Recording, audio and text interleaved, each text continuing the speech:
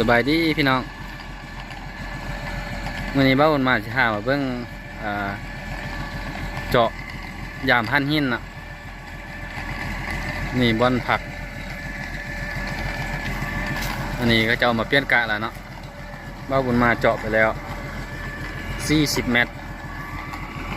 มื้อเช้านี้เริ่มเจาะแต่มื้อเช้าจนฮอดดินดำ40 เมตรอย่างบอลมีทันหินอันนี้ทีมงานเพิ่นมาเปลี่ยนกะเนาะกะค้ำ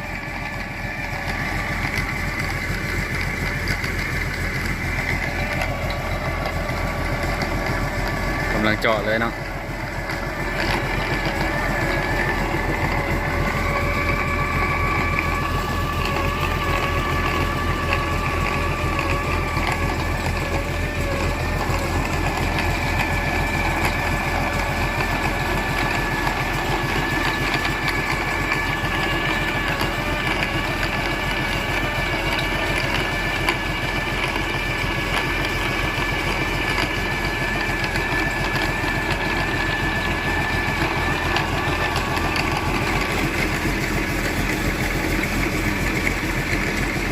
นี่เป็นการเจาะ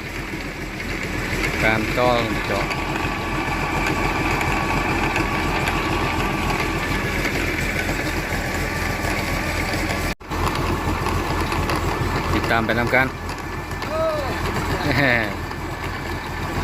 นี่คนเจาะเนาะนี่เนาะติดตามไปนำกันว่ามือเสาสีเห็นหันหินวะ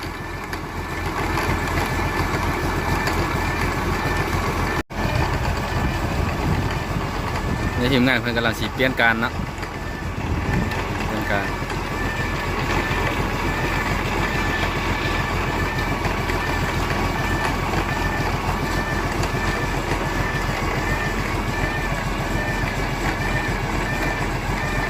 ให้เบิ้งวิธีการเปลี่ยนการ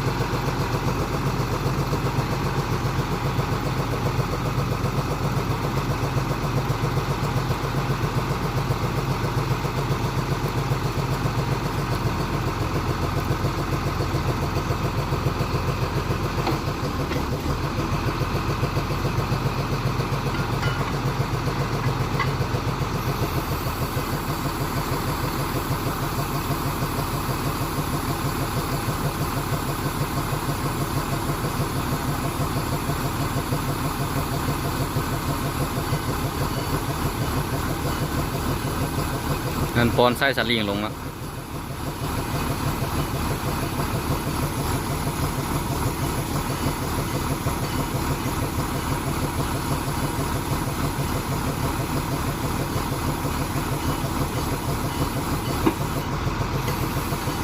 เพราะอยู่ปลายสลิงมันมีไส้จับการอยู่ในครับมาป้อนลงไปเพื่อไปจับการอยู่ในดึงขึ้นมา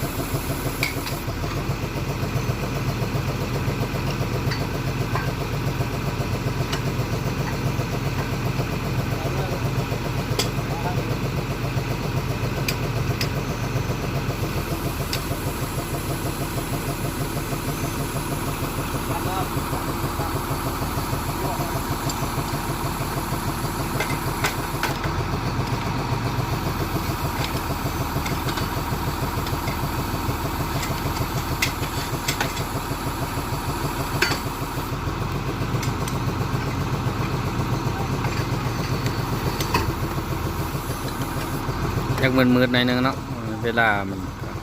อยากค่ำแล้ว เฮ้ยจับโอ้ดังมาก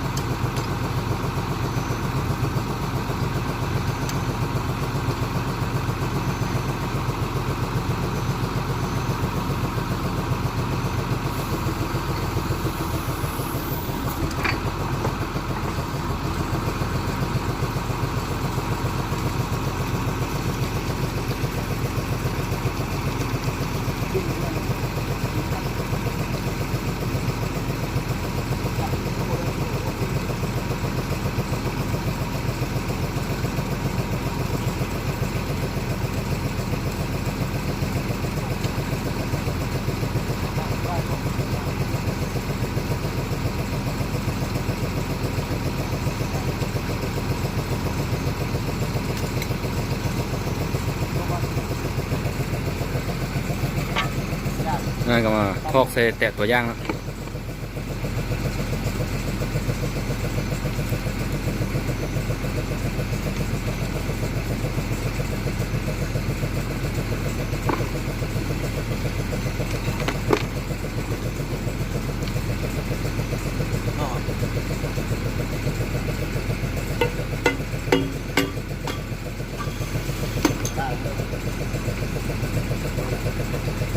มาติดตามไปนำกันว่ามื้ออื่นเสาร์สิเห็นทันหินบ่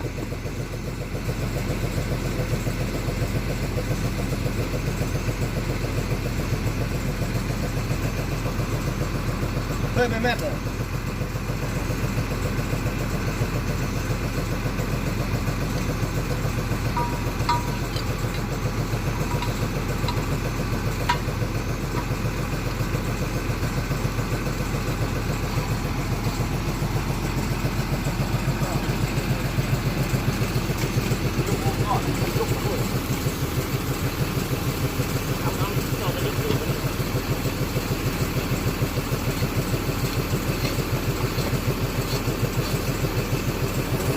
หันออกหันเขาอยู่นี่แหละ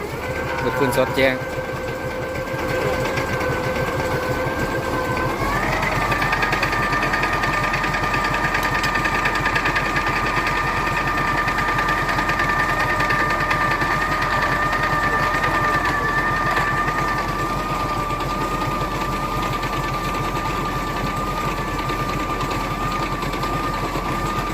แล้วก็ประกอบไปคือเก่าเนาะ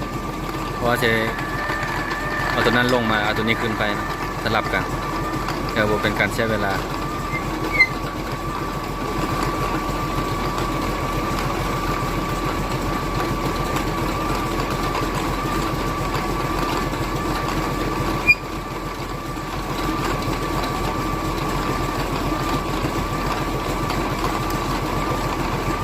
ติดตามไปทำกันเดี๋ยวสบายดีตอนเช้าเนาะมาเบิ่งผลงานเป็นเจาะต่อเมื่อคืนนี้เนาะ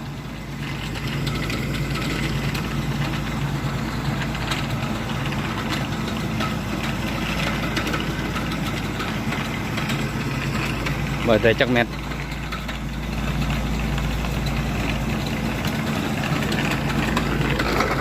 ท่านหินเนาะท่านหินอยู่ในความลึก59 เมตรแต่วันหินท่านหินบงามเจาะลงไปไม่อีกมันมีน้อยตัวนี้ได้อยู่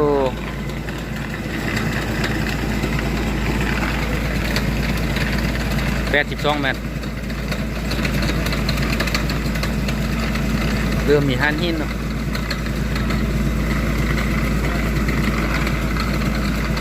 เริ่มมีท่านหินฝนหินเดี๋ยวท่านหินบงามครับ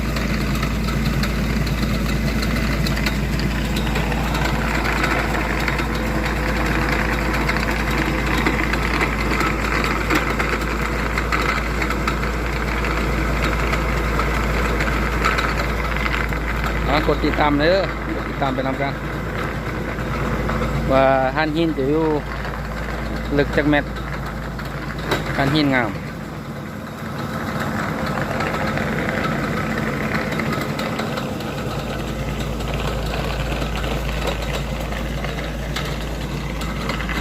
นี้เจาะอยู่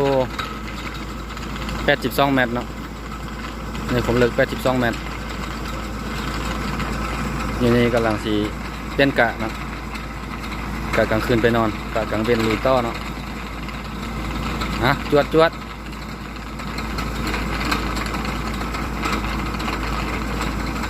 ยาวติดตามไปตามกันพี่น้อง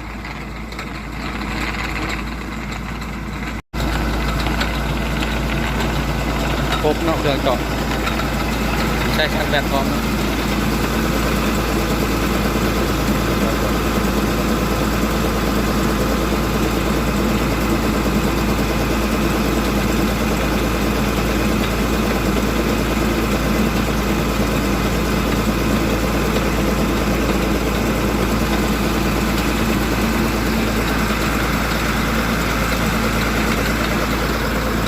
ส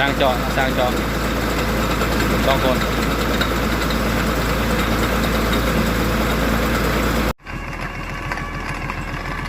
เนาะตอนนี้ก็เจาะได้100 กว่าเมตรแล้วเนาะ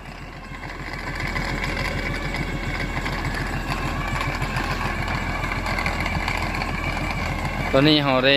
เห็นพันหินแล้วเห็นอยู่2 บ่อนเนาะเห็นตอน59เมตรเห็นน้อยหนึ่งแล้วก็มาเห็นตอน100 เม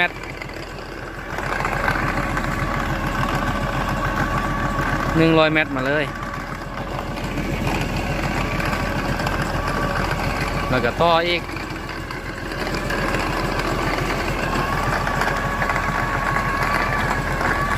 3 เมตร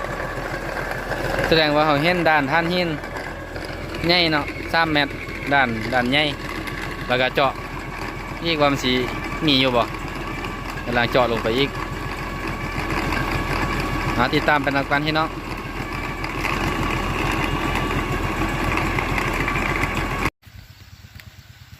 นี่เนาะหูแล้วอีกเขาเจาะแล้วละได้ฮอกตัวย่างออกแค่มาก็กูแล้วเห็นแต่3 เมตรนะหันหิน100 เมตร503หันหินเจาะมายังบุเห็นแต่ว่าบุงามเนาะหันหินก็ได้จนหอด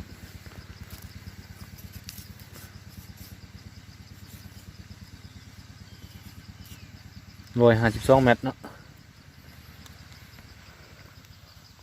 152 เมตรว่าหูนี้เรียบร้อยแล้วละ152 เมตรนี่เนาะมันเขาเจาะแล้วนี่ก็ได้ในย้ายออกไปแล้วเจาะบ่ถึงครับถือว่าสำเร็จเสร็จสิ้นสำหรับเจาะสำรวจฐานหินหูแรกเนาะ